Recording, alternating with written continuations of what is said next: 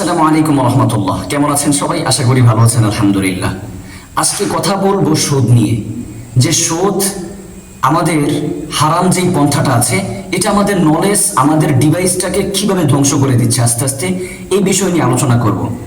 আমাদের এই মাইন্ডটাকে, আমাদের নলেজটাকে কিভাবে এই সুদ নামক হারাম জিনিসটা কিভাবে একেবারে পরিপূর্ণভাবে ধ্বংসের দিকে নিয়ে যাচ্ছে আমরা বুঝতেও পারতেছি না। যদি আপনি আমার এই ভিডিওটা দেখে থাকেন তাহলে হতে পারে আপনার জন্য জীবনের সেরা একটা ভিডিও।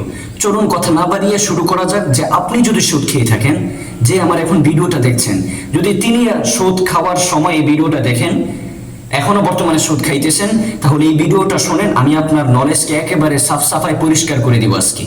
শুনুন, আপনি কিভাবে সুদের দিকে গিয়েছেন, আপনার গল্পটা আমি আপনাদেরকে বলছি। ধরেন সামনে কুরবানির ঈদ আসতেছে, উদাহরণস্বরূপ। এখন আপনার কাছে টাকা নেই, এখন আপনার কাছে 1 টাকাও নেই। এখন আপনার মাথায় একটা নলেজে একটা চিন্তা ভাবনা আসছে, মিশন 1, যে সামনে কুরবানির ঈদ আসতেছে। আমি এখন যদি 50,000 টাকা দিয়ে একটা গরু কিনি, তাহলে এই 50,000 টাকায় গরুটা কিনে আবার কুরবানি ঈদে আমি বিক্রি করতে পারবো নিম্নে হলেও 1 লাখ টাকা। এখন 1 লাখ টাকা যদি আমি বিক্রি করতে পারি, তাহলে যার কাছ থেকে 50,000 টাকা আনলাম তাকে 50,000 টাকা দিয়ে দিব, আর বাকি 50,000 টাকা আমার আয় থাকতেছে। আমার কথাগুলো বোঝার চেষ্টা করেন।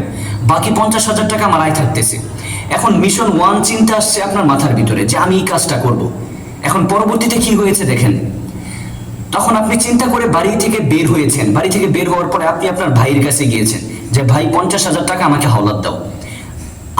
তুমি আমাকে হাওলাত দিবে, হাওলাত দেওয়ার পরে আমি কুরবানির ঈদে 2 মাস পরে আমি তোমার কাছে এই টাকাটা ফেরত দিয়ে দিব।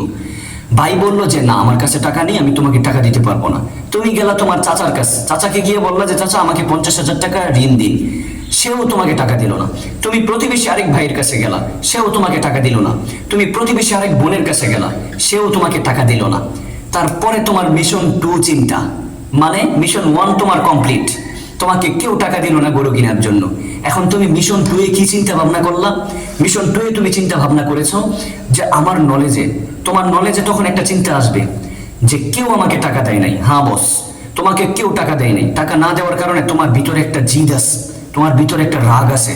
এই রাগের কারণে তুমি তখন কি চিন্তা করলাম যে যেহেতু কেউ টাকা দেয় না, আমি কিস্তিতে যাব। তখন নলেজের মধ্যে এটা চিন্তা আসছে যে কিস্তিতে যাব। কিস্তিতে যাওয়ার পরে আমি 50,000 টাকা আনবো, 20,000 টাকা লোন দিব, 70,000 টাকা তাদেরকে দিয়ে দিব, আর 30,000 টাকা আমার আয় থাকবে। বস, তোমার হলো এটা 2 নাম্বার চিন্তা। কিসের জন্য আসছে? এই যে তোমাকে কেউ টাকা দেয় নাই, এই জন্য অভাবের কারণে তোমার স্বভাব নষ্ট হয়ে তোমার মেজাজটা সুদের দিকে গিয়েছে। এই জন্য সুদের দিকে যাওয়ার কারণে তুমি চিন্তা করেছো যে কেউ টাকা দেয় নাই, মানে আমি কিস্তিতে যাব। যাওয়ার পরে আমি সেখান থেকে 70,000 টাকা এনে, 50,000 টাকা এনে 20,000 টাকা বেচতে লোন দিব। অথচ কিন্তু তুমি কিস্তি থেকে এনেছো 50,000, কিন্তু ওই কিস্তির লোকেরা তোমার কাছ থেকে 20,000 টাকা আরো বেশি লোন নিবে। এই জন্য তোমার কাছ থেকে লাভ অংশ নিবে ওরা। তো এই যে লাভ অংশ, এটার নামই হলো বস, এটার নামই হলো সুদ। এই সুদ আর হারামের দিকে তোমার মাইন্ডটাকে এভাবে নিয়ে যাচ্ছে, তুমি বুঝতেও পারতেছো না। অথচ তুমি প্রতিদিন বলতেছো যে এখনই আনবো। যেমনই ভাবে তুমি এই অভাবের কারণে স্বভাব নষ্ট হয়ে তুমি এই কিস্তির দিকে গিয়েছো। এই কিস্তির দিকে যাওয়ার কারণে তোমার কি হয়েছে? পরবর্তীতে যখন তুমি এই চিন্তা ভাবনা করলা যে আমি 50,000 টাকা কিস্তি থেকে উঠাবো, উঠানোর পরে 20,000 টাকা তাদেরকে লোন দিব, 70,000 আমার চলে গিয়েছে, আর 30,000 টাকা আমার আয় থাকবে। তুমি এটা করার পরে তুমি ওই দিন চিন্তা করেছো যে আজকেই আনলাম সুদ, আর আনবো না। আজকেই আমি এই 50,000 টাকা সুদ আনলাম, 20,000 টাকা তাদেরকে দিয়ে দিব, আর কখনোই আমি সুদের দিকে যাব না। বস, এটা হতে পারে আপনার জন্য সেরা একটা ভুল। যদি আপনি এই ভিডিও দেখে থাকেন সুন্দর করে, আশা করি বুঝতে পেরেছেন কিছুটা হলেও যে আমাদের হারাম আর সুদের দিকে আমাদের মাইন্ডটাকে কিভাবে ধ্বংস করে দিচ্ছে। শেষে আপনাদেরকে একটা নসিহা স্বরূপ একটা কথা বলি। আমার এক ওস্তাদ একটা কথা বলতো যে বাবা, ভিক্ষা করে খাইবা, মিসকিনগিরি করে খাইবা, ফকিরগিরি করে খাইবা, রিক্সা চালায় খাইবা, প্রাইভেট কার চালায় খাইবা, সিএনজি চালায় খাইবা, বাসের ড্রাইভারি হেল্পারি করে খাইবা, মানুষের কাজের কামলা দিয়ে খাইবা, কৃষি কাজ করে খাইবা, মানুষের গরুর খামারে কাজ করে খাইবা, ফার্মে কাজ করে খাইবা, বাট কখনো সুদের দিকে যাইবা না।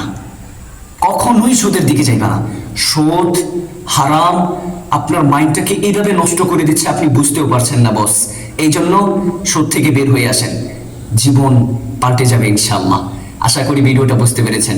যারা সুদ খায়, আপনার প্রতিবেশী ভাই, তাকে ভিডিওটা শেয়ার করে দেওয়ার অনুরোধ রইল। আসসালামু আলাইকুম রহমতুল্লাহ। দেখা হবে পরবর্তী পার্ট 2 এর মধ্যে।